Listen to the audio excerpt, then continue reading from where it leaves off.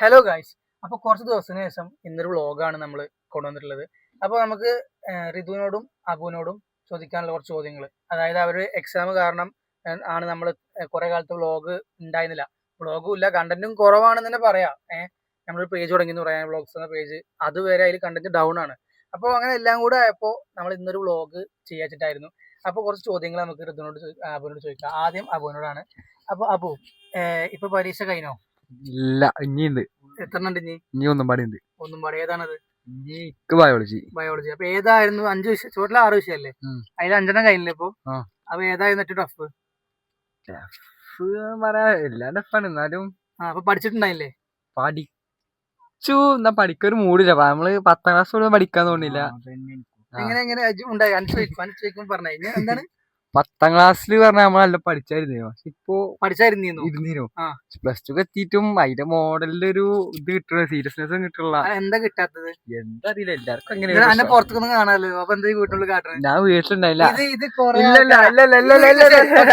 എനിക്ക് 10 എത്ര ഓർമ്മല്ല. എത്ര വിഷയമുണ്ട്? 10 ഓർമ്മല്ല. ഇത് എല്ലാ ഓർമ്മല്ല. എല്ലാ പഠിപ്പോഴും സ്ഥിരമായി പറയുന്ന ഡയലോഗാണ്. പഠിക്കാൻ ടൈം കിട്ടിയിട്ടില്ല, പഠിക്കാൻ മൂടില്ല, അങ്ങനെ ഓരോ ദുരന്തം. എന്താ പറയാ, ദുരന്തം റിപ്ലൈ. എന്നിട്ട് റിസൾട്ട് വരുമ്പോ ഓരായിരിക്കും ഏറ്റവും കൂടുതൽ മാർക്ക് വാങ്ങുന്നത്. ഇവരെ വീട്ടിൽ നിന്ന് ഞാൻ പുറത്തുനിന്ന് എപ്പോഴും അറിയോ, ഡബിങ് എന്ന് വിളിച്ചപ്പോഴാണ് പുറത്താകുന്നത്. അല്ലെങ്കിൽ ഇന്നലെ ഇവിടെ ഉണ്ടായില്ല. ഇന്നലെ നാട്ടിലില്ലാറിഞ്ഞ് മുങ്ങിയതാണ്. ഇന്ന് ഡബിങ് എന്നിട്ട് ഏതാണ് ഇപ്പൊ ഏറ്റവും ടഫ്? അങ്ങനെയൊന്നുമില്ല, 5 ടഫ് ആയിരുന്നു. 5 മാർക്ക് ഉണ്ട്, അതാണ് അർത്ഥം. ഇത് മോഡൽ എക്സാം മാർക്ക് വാങ്ങൂല. മെയിൻ എക്സാമിന് മാർക്ക് വാങ്ങും. എന്താ പറയും, 6 A+ കിട്ടുമ്പോ ഓൻ പറയാൻ എന്താ അറിയോ, അത് ടീച്ചർമാര് നോക്കിയത് ആരാണാവോ, ഒരു നോക്കിയത് മിസ്റ്റേക്ക് ആണെന്ന്. കാരണം നോക്കിയവര് ശ്രദ്ധ നോക്കിയിട്ടുണ്ടാവില്ല, എന്തിലൊക്കെ വെച്ചിട്ട് മാർക്ക് കിട്ടാനല്ലേ. അതല്ലേ ഞങ്ങൾക്ക് പറയാനുള്ളത്? അപ്പൊ ഇതാണ് നമ്മുടെ അബുവിന്റെ റിപ്ലൈ. നമുക്ക് ഋതുവിന്റെ റിപ്ലൈ ചോദിക്കാം. അത് നമുക്ക് വേറെ വീഡിയോ ആക്കാം അല്ലെ? ഋതുവിന്റെ റിപ്ലൈ വേറെ വീഡിയോ.